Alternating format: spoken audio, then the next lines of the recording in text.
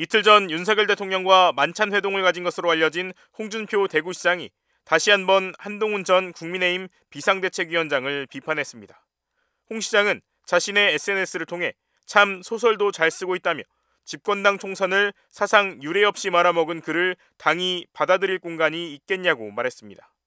홍 시장은 한 전 위원장은 윤석열 정권의 황태자 행세를 한 윤 대통령의 그림자였다며 황태자가 그것도 모르고 주군에게 대들다가 폐쇄자가 되었을 뿐이고 당내외 독자 세력은 전혀 없다고 주장했습니다. 최근 국회 앞에 한동훈 전 위원장의 정계 복귀를 희망한다는 화환이 줄지어 놓이는 등 한 전 위원장의 차기 당권 도전 가능성을 예측하는 시각들에 대해 반박한 것으로 보입니다. 홍 시장은 이제 소설들 그만 쓰시고 앞으로 우리가 전열을 재정비하고 다시 일어설 수 있도록 도와주는 것이 한국 보수 우파가 살아날 수 있는 길이라고 덧붙였습니다. 홍 시장은 여당의 총선 참패 이후 한 전 위원장을 향해 셀카놀이, 말아먹었다 같은 표현을 쓰며 책임론을 주장했고 윤석열 대통령에 대해선 그래도 대선과 지방선거를 이기게 해줬다며 엄호한 바 있습니다. 이런 가운데 윤 대통령과 만찬을 가진 사실이 알려진 건데 이 자리에서 홍 시장은 차기 국무총리의 김한길 국민통합위원장, 비서실장의 장제원 의원을 추천한 것으로 전해졌습니다. 진공 상태에 빠진 여권에서 홍 시장이 입지 구축에 나섰다는 해석도 나오는데 한 전 위원장은 사퇴 이후 별다른 메시지를 내지 않고 있습니다. 윤석열 대통령이 지난 16일 홍준표 대구시장과 비공개 만찬을 갖고 국정 관련 논의를 한 것으로 알려진 가운데 홍 시장도 회동 사실이 있었음을 간접 시인했습니다.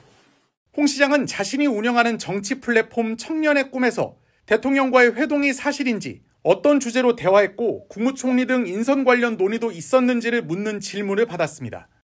이에 홍 시장은 대통령과 회동에서 한 말들은 대통령실에서 브리핑 않는 한 국가 기밀이라고 답했습니다.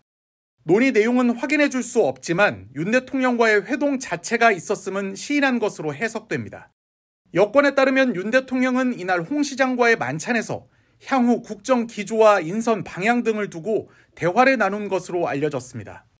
여당의 총선 참패 이후 이준석 개혁신당 대표는 젊은 층에게 시원하다는 평가를 받는 홍준표 시장을 총리로 모시고 국정의 상당 부분을 나눠 맡는 것도 방법이라고 밝힌 바 있습니다. 일각에선 윤 대통령이 홍 시장에게 총리를 제안한 것 아니냐는 관측도 나왔는데 연합뉴스에 따르면 윤 대통령이 특정 자리를 제안하기 위해 이번 회동을 마련한 건 아닌 것으로 전해졌습니다. 여당의 총선 참패 이후 한동훈 전 비상대책위원장의 책임론을 주장하고 있는 홍준표 대구시장이 다시는 우리 당에 얼씬거리지 말고 조용히 본인에게 다가올 특검 준비나 하라는 글을 올렸다가 삭제한 것으로 알려졌습니다. 홍 시장은 어제 저녁 자신의 SNS에 글을 올려 압승한 야당이 그냥 두겠냐, 뿌린 대로 거두는 것이라며 한동훈 특검을 언급했습니다. 이번 총선에서 원내 3당으로 부상한 조국혁신당의 조국 대표가 1호 법안으로 한동훈 특검법을 발의하겠다고 공약한 것을 거론한 대목으로 보입니다. 홍 시장은 또 이 글에서 화환놀이는 한 번으로 족하다, 더 이상 그런 쇼는 안 통한다며 한 전 위원장을 직격했는데 최근 국회 헌정회관 주변에 그를 응원하는 화환이 놓이고 있는 점을 언급한 것으로 해석됩니다. 홍 시장은 작년 12월에 한동훈은 안 된다고 이미 말했는데 그런데도 들어오는 거 보고 황교안처럼 선거 말아먹고 퇴출될 것으로 봤다며 그런데 무슨 차기 경쟁자 운운이냐, 대통령 임기가 2년도 지나지 않았는데 홀로 대권 노름하다 당을 망쳤다고 주장했습니다. 다만 현재 해당 글은 홍 시장의 SNS에서 찾아볼 수 없는데 글을 올린 지 몇 시간 뒤 삭제한 것으로 보입니다. 총선 전후로 홍 시장은 한동훈은 대권 놀이를 하면서 셀카나 찍었다, 내가 당에 있는 한 그를 용서하지 않을 것 등 연일 한 전 위원장을 직격하고 있습니다. 어제는 김경률 전 비대위원이 홍 시장의 발언에 대해 반려견 훈련사인 강형욱 씨가 답하는 게 맞을 것 같다며 자신을 개에 비유하자 오래 살다 보니 개가 사람을 비난하는 것도 본다며 원색적으로 맞받아치기도 했습니다. 지난 대선 때 윤석열 대통령을 지지했던 신평 변호사가 국민의힘 총선 참패 원인과 관련해 홍준표 대구시장의 말이 대체적으로 맞지 않을까 생각한다고 말했습니다. 신 변호사는 오늘 SBS 라디오 인터뷰에서 지금 홍준표 시장과 한동훈 전 비대위원장 측하고 치열한 설전이 전개되고 있다며 이같이 말했습니다. 한 전 위원장의 그 대선 그 총선 과정에서 여러 그 말이나 언행을 우리가 보면은 그것은 분명한 그 대선 행보였습니다. 오, 예. 그리고 무엇보다도 그 한 위원장이 그 큰 실책을 한 것은 예. 이 그 당내에서 여러 가지 비판이 있음에도 불구하고 당내에서 그 자기와 경쟁 상대가 될 수 있는 사람을 억제를 하면서 예. 무리하게 원톱 체제를 그 계속 고집을 한 것입니다. 이에 대해 신 변호사는 자신의 SNS에서 참으로 얼빠진 자신만의 이익을 앞세운 짓이었다며 좀 더 노골적으로 비판하기도 했습니다.